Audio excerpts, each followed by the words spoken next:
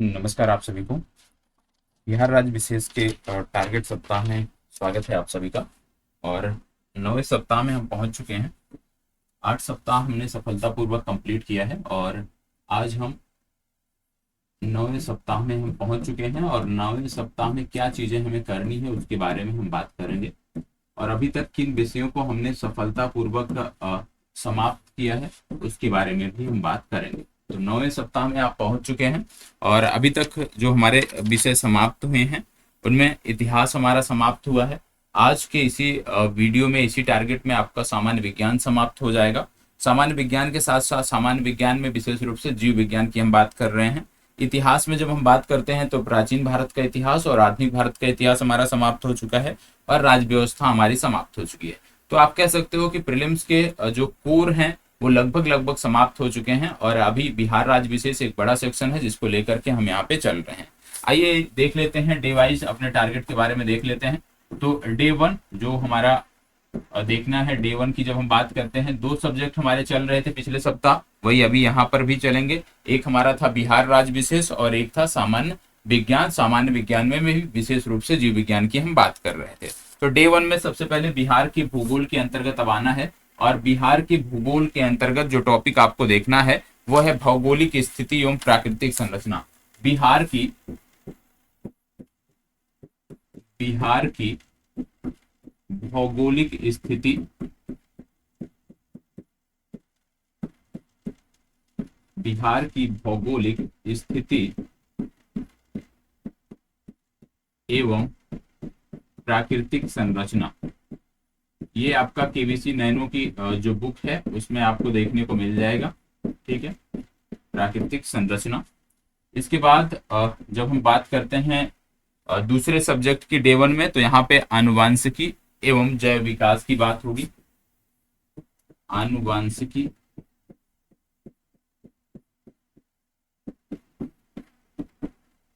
आनुवांशिकी एवं जैव विकास। ठीक है, ये सामान्य विज्ञान का आपका टॉपिक हो गया जो आपको मिल जाएगा आपके पास, जहां से लूसेंट से यदि आप कर रहे होंगे तो लूसेंट भी मिल जा रहा है। लूसेंट की जो सामान्य विज्ञान की पुस्तक आती है। इसके अतिरिक्त यदि आप परीक्षा बाड़ी से कर रहे हैं तो वहां पर भी आपको ये मिल जाएगा। इसके बाद आगे बढ़ते हैं और हम देखते हैं डे टू के टारगेट में। डे टू का हमारा टारगेट क्या है उसके बारे में हम देखते हैं। डे टू के टारगेट में यदि हम देखें तो बिहार के बारे में यदि हम बात करें तो यहाँ पे जलवायु और मृदा के बारे में बात करेंगे। बिहार की जलवायु एवं मृदा, जलवायु एवं मृदा, इसके बारे में बात करेंगे। और दूसरे सब्जेक्ट में जब आप पहुंचते हैं तो दूसरे सब्जेक्ट में यहाँ पे विभिन्न मानव रोगों के बारे में आपको देखना है। विभिन्न मानव जो रोग हैं उनके बारे में आपको देखना है। तो ये डे टू हो गया। डे टू के बाद फिर बात आती है डे थ्री की। डे थ्री की यहाँ पे अब चर्चा कर लेते हैं।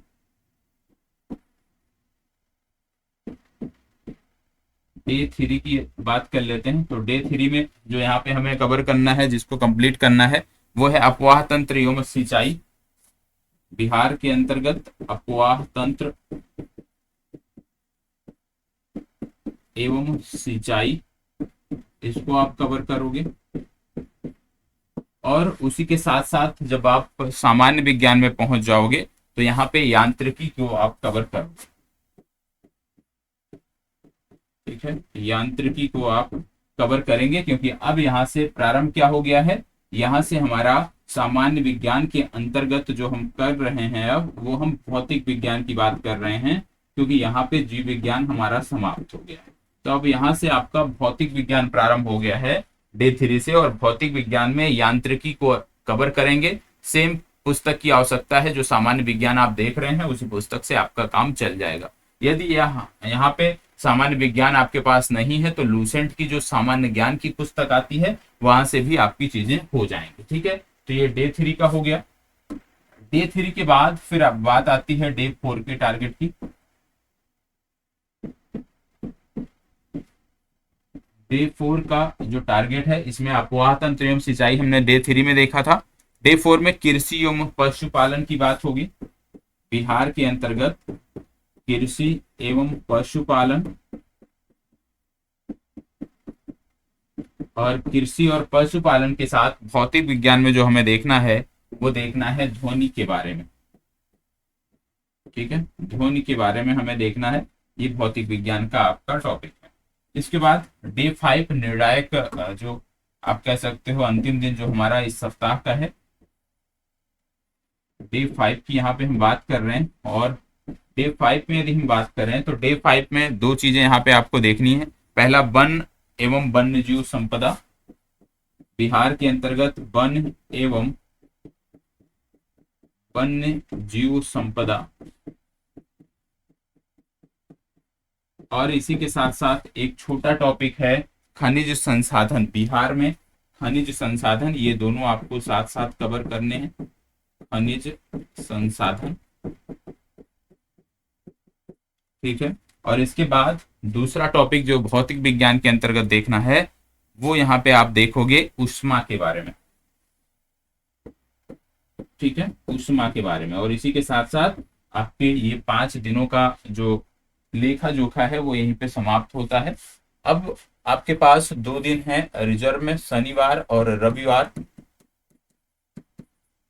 शनिवार और रविवार ये 2 दिन रिजर्व में है, ये आपको याद रखने की आवश्यकता है। इस दिन आपको रिवीजन करना है। एक चीज और याद रखिएगा, अभी तक जिस प्रकार से हमने जो हमारा वीक 1 जब प्रारंभ हुआ था, सप्ताह 1 से लेकर के जिस प्रकार से हमने अभी तक विषयों को समाप्त किया है, उसी के साथ साथ अब आपका रिवीजन कार्यक्रम भी होगा। रिवीजन कार्यक्रम प्रश्नोत्तरी होगा। आज इसलिए नहीं हुआ सेशन क्योंकि समय पूर्व आपको अवगत नहीं कराया गया था इसके बारे में, देर रात्रि अवगत कराया गया था, और जिसके कारण मैसेज सब तक पहुंच नहीं पाया था।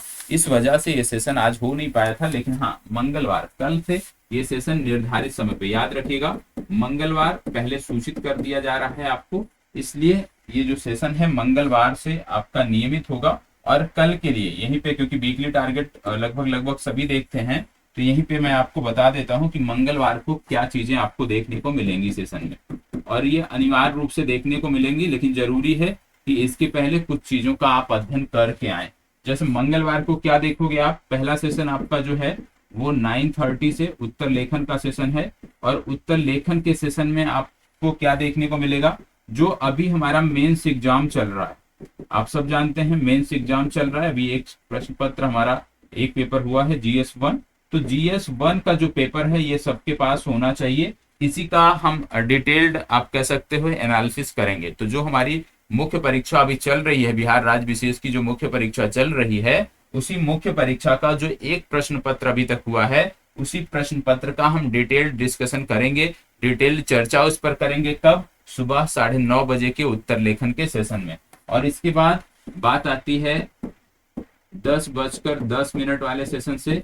तो यहाँ पे जो आपको देखने को मिलेगा, यहाँ पे प्रीवियस ईयर के क्वेश्चन देखने को मिलेंगे। और सबसे पहले हम प्राचीन भारत से शुरुआत कर रहे हैं।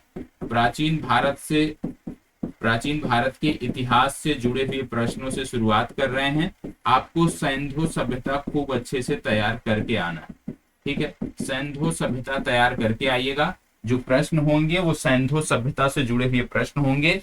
कल दिन मंगलवार अनिवार्य रूप से ये सेशन होगा, इसलिए आपको पूर्व में अवगत कराया जा चुका, क्योंकि कल देर रात्रि अवगत कराया गया था। बहुत सारे लोगों तक ये सूचना पहुंची नहीं थी, क्योंकि एक आप कह सकते हो महत्वपूर्ण सेशन था ये, क्योंकि प्रीवियस ईयर के अंतर्गत जो हमारा अभी चल रहा है एग्जाम, उसका डिस्कशन करना था। तो इसलिए जरूरी है सबसे पहले सभी प्रश्न पत्र देख लीजिएगा, उसके बारे में जानकारी कर लीजिएगा, और उसके बाद आप सभी उपस्थित रहिएगा। ठीक है, तो आज के लिए इतना ही। मिलते हैं अगले सप्ताह के वीडियो में।